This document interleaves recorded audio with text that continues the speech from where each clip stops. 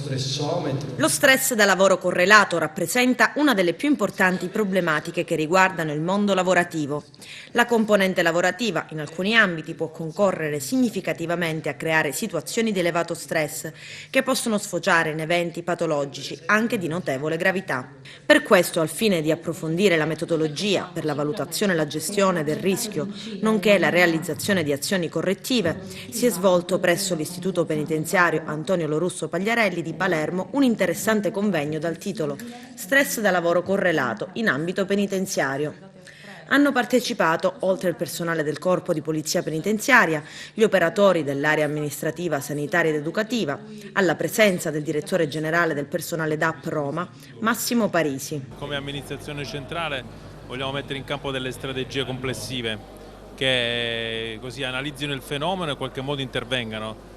È chiaro, fin dove è possibile farlo, perché i fattori, come sappiamo, sono sempre i più vari e più variegati, però prevedere dei servizi che possano intercettare il disagio credo che sia possibile. Questo convegno è stato importante per suggerire a noi provveditori, ma anche al capo del personale, tutta una serie di accorgimenti che potranno essere presi in considerazione per migliorare sempre di più il benessere dei lavoratori. Per noi è una giornata speciale perché significa che abbiamo l'attenzione dei superiori uffici e che ci seguono nei vari progetti che facciamo per migliorare la vivibilità dell'organizzazione e per dare il meglio al nostro personale. La particolarità della nostra professione ci sottopone comunque a stress da lavoro, anche pur tentando di instaurare un clima sereno, un ambiente lavorativo sereno. È chiaro che la particolarità del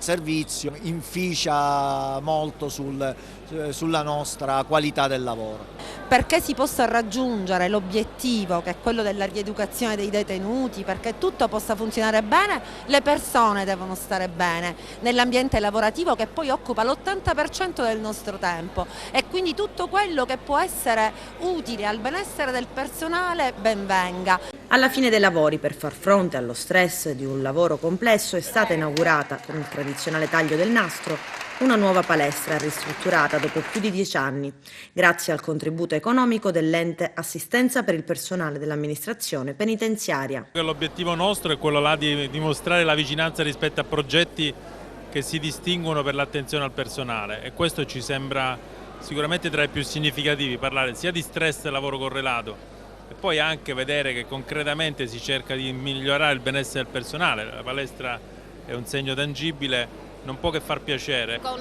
l'inaugurazione di questa palestra è un segno tangibile di attenzione al benessere del personale di polizia penitenziaria, che è soggetto a turni stressanti, a un lavoro molto duro, e questo è un segnale per venire incontro ai loro bisogni e portare anche un po' di serenità e anche fare gruppo, perché la palestra contribuisce a fare gruppo tra colleghi e questo sicuramente sortirà effetti positivi.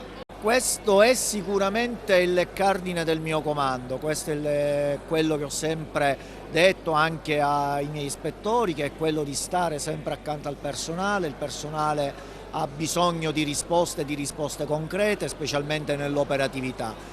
Ma anche fuori dall'operatività bisogna riuscire a creare quei momenti di aggregazione e io mi auguro che la palestra serva proprio a questo.